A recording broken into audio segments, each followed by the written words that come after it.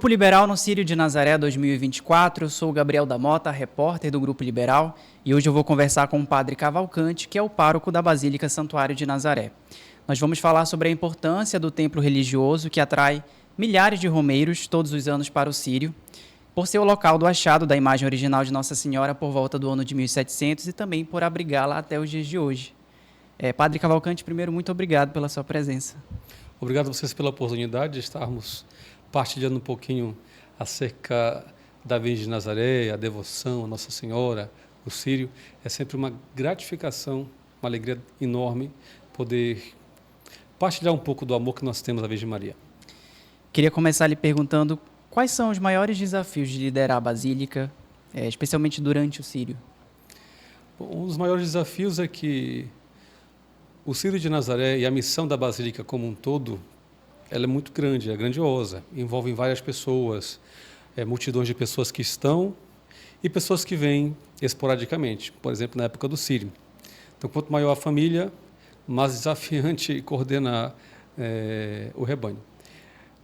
Porém, apesar do desafio, nós sempre contamos com pessoas assim muito comprometidas, sensatas, que nos ajudam a conduzir o Círio de Nazaré. O Círio em si é um grande milagre de Deus, né? Porque concentrar essa multidão de pessoas em um final de semana, fazendo com que a coisa flua da forma mais natural possível e as pessoas tenham a oportunidade de expressar a sua fé, a sua devoção, é um grande milagre, né?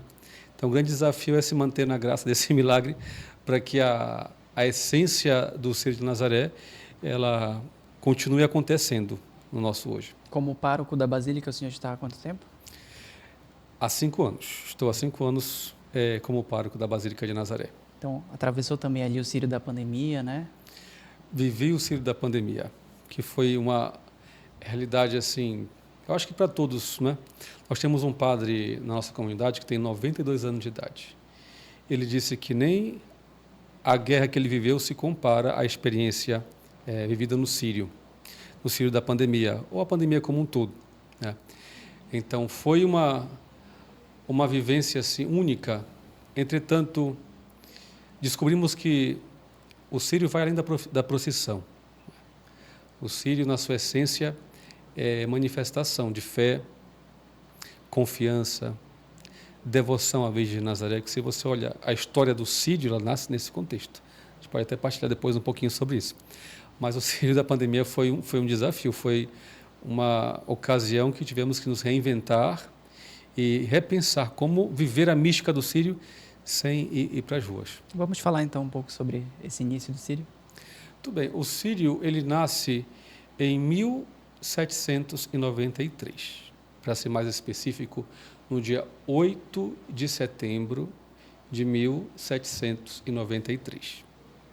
Pois bem, naquela época chegou aqui o governador que ia dirigir a província do Grão-Pará. Ele viu que a devoção à Virgem de Nazaré já era expressiva, porque já estávamos há mais ou menos 93 anos de tempo de devoção. E ele organizou uma quermesse, ali onde hoje seria a Praça Santuário. E enviou cartas para os interiores, para que as comunidades interiores pudessem vir, trazer os produtos, vender os seus produtos, gerar um pouco de economia e fazermos uma homenagem à Virgem de Nazaré. Era uma arraial a proposta inicial. Acontece que ele ficou muito enfermo, gravemente enfermo. Alguns dizem que foi uma gripe. A gripe naquela época tinha uma força muito mais voraz do que hoje, certamente. O que foi o Covid para nós um tempo, né? Talvez essa gripe que ele deve ter pego tivesse sido isso. Uhum. E os médicos não deram muita esperança de vida para ele. Ele, com medo de que o projeto se desfizesse, com medo de também falecer, fez uma promessa à Virgem de Nazaré, que se ele ficasse curado, faria uma procissão à Virgem de Nazaré. E assim aconteceu. Para surpresa de todos, em resumo, ficou curado no dia 7 de setembro de 1793. Ele pega a imagem lá da ermida, da igrejinha que havia, leva para o palácio do governo, e no dia 8 eles vêm em procissão com todas as honrarias e a população belenense. E aí nasce o primeiro Círio do Pará. Se vocês olham a obra do padre Florencio de Bois, que foi um grande jornalista, morou em Belém, foi escritor em vários jornais, enfim, atuou muito na época da comunicação, no início do século XX. Ele escreve uma obra chamada A Devoção à Virgem de Nazaré em Belém do Pará. E faz essa abordagem, explica como essa devoção saiu da Espanha, chegou em Portugal, de Portugal no Brasil, e como se encontrou a imagem. E como nasceu o primeiro Círio. O primeiro Círio do Brasil. Que bacana. Então, na essência do Círio, para resumir esse ponto, está a fé, aquele sujeito Francisco teve fé. Devoção mariana, confiança na Virgem Maria, né? E a esperança de ficar curado. Se na minha experiência de Círio tiver fé, devoção mariana e esperança, então eu estou vivendo a essência primeira do Círio. Que interessante, e que até hoje se perdura, né? Com tantas certeza. Histórias. Com tantas histórias que se replicam, né? Muda o endereço, mudam os personagens, entretanto as graças, na essência, são as mesmas. E as motivações que levam o povo a vivenciar, a buscar a vivência no Círio de Nazaré, se permanece ancorada na mesma essência. Padre, tem alguma característica interessante, alguma peculiaridade que a maioria das pessoas não sabe sobre a Basílica, que as pessoas costumam se surpreender quando descobrem? Bom, a Basílica é sempre uma caixinha de surpresa. Eu já transito na Basílica desde que entrei no seminário em 2007 e moro ali há 5 anos. Cada vez que transito na Basílica e contemplo com detalhe, com atenção, eu descubro uma coisa nova, que já estava claro, né? Mas é tanta riqueza artística, sacra, que às vezes a nossa mente, o nosso olhar não capta tudo. Então ela é sempre uma caixinha de surpresa, cheia de muitos detalhes. Mas, dentre alguns, a gente pode destacar, por exemplo, ao lado da porta que dá acesso a Dom Alberto, tem a imagem de Santo Antônio Maria Zacaria, o altar dele. Na mesma direção, do outro lado, tem a imagem da Senhora das Dores. Tem um porquê essas duas imagens estão se olhando. É para expressar a devoção mariana que aquele santo tinha. O santo do século XVI era devoto de Nossa Senhora das Dores, ele e sua família. Então, de propósito, os padres colocaram ali um altar de frente para o outro. Uma outra curiosidade que poucas pessoas se atentam é que aqueles vitrais que estão ao redor do presbitério, o presbitério é onde fica ali os padres, o bispo, conduzindo o culto eucarístico, né? Aqueles vitrais que estão em cima, eles retratam a origem da devoção à Virgem de Nazaré. Isso que fala o livro do Padre de Bois, né? Um vitral retrata a chegada, a saída da Espanha para Portugal, dessa imagem. Depois tem um vitral que retrata a ermida, o achado da imagem. Outro vitral retrata uma das capelinhas antigas, a capelinha feita por Agostinho. Um outro vitral retrata a penúltima igreja, até então edificada, né, a Virgem de Nazaré. Um outro vitral retrata um Círio antigo, enfim. É um resumo da história do Círio, os primórdios.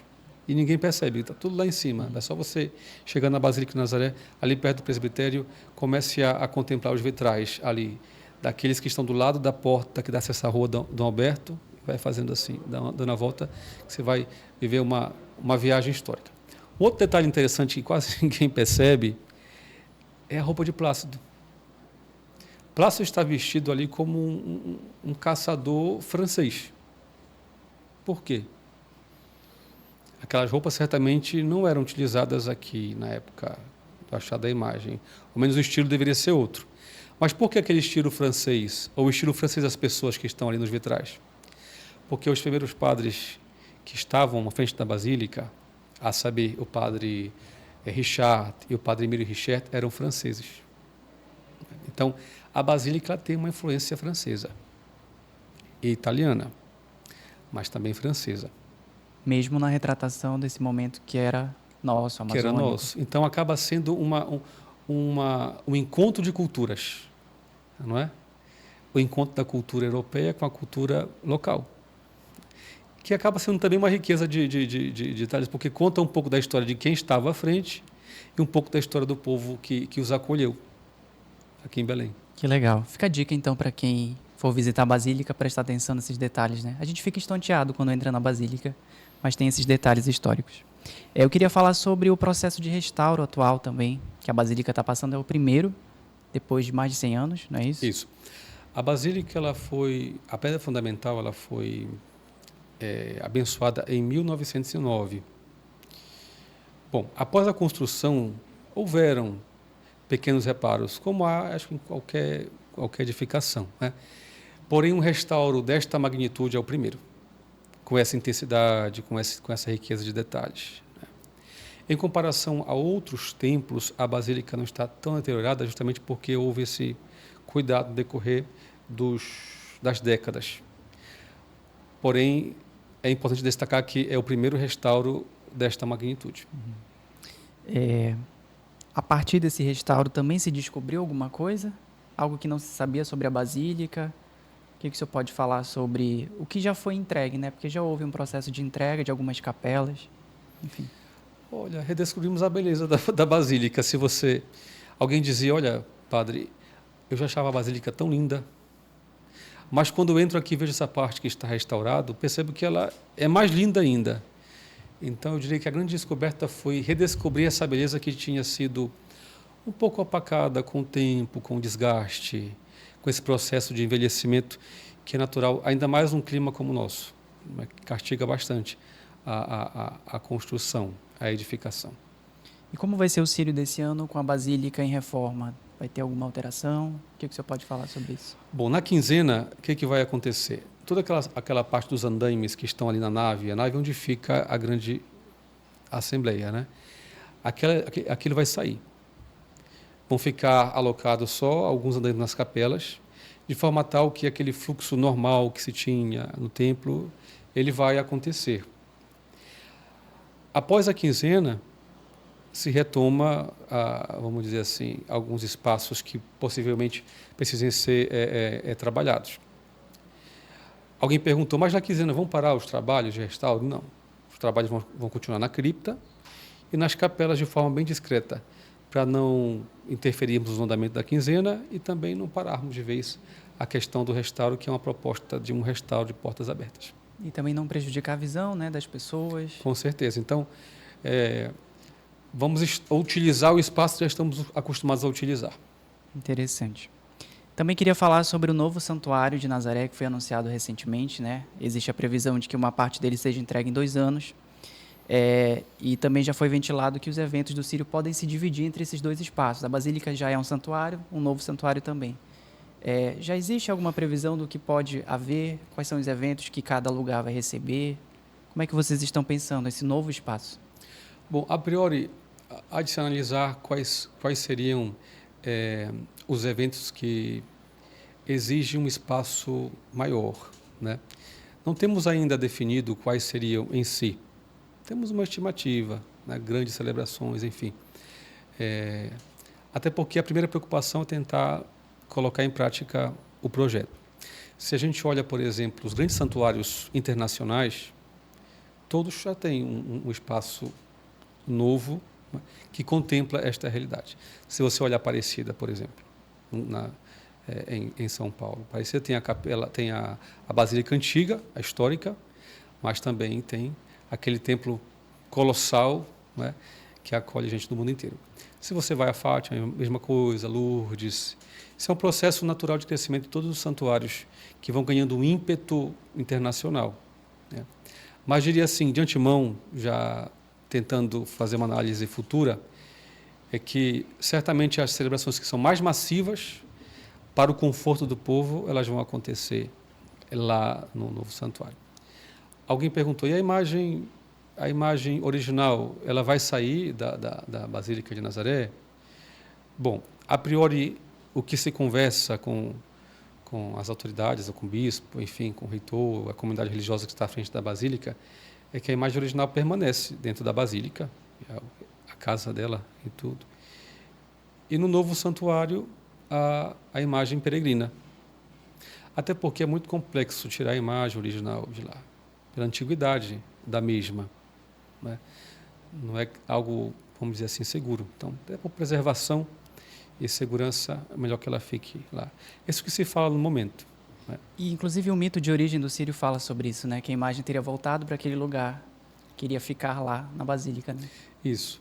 Quando Plácido encontrou a imagem em 1700, ele encontra as margens do Igarapé, que passava mais ou menos na 14 de março, ali, e leva para sua casa. Aí prepara lá uma mesinha, um altar digno, e coloca a imagem de Nossa Senhora. No dia seguinte, ele vai lá fazer sua oração, e para sua surpresa, a imagem não está mais. Aí eu fico imaginando a confusão que foi em casa. Cadê a imagem? Quem foi que levou? Quem foi que escondeu e tal? E alguma coisa soprou no coração dele para ele voltar lá no local do achado. E assim o fez. E lá estava a imagem. Levou para sua casa. Aconteceu a mesma coisa. No dia seguinte a imagem estava lá, às margens do Igarapé. Tem um relato muito interessante no livro do Padre de Bois que retrata isso. Um bispo da época, Dom João, ele foi visitar Plácido, já era bem idoso. E Plácido contou detalhes desse achado. É o relato mais antigo que temos nesse momento. É de uma preciosidade, porque ele escutou de Plácido e registrou nas atas do arquivo da arquidiocese. Então, é o testemunho mais antigo que tem, né? Encontrou a imagem entre pedras lodosas às margens do Igarapé. Você pode repetir o nome do livro? A Origem da Devoção à Virgem de Nazaré, em Belém do Pará, autoria do Padre de Bois. Onde as pessoas podem encontrá-la? Vocês podem encontrar na Livro Mimoso. Sairá agora uma nova edição, não é?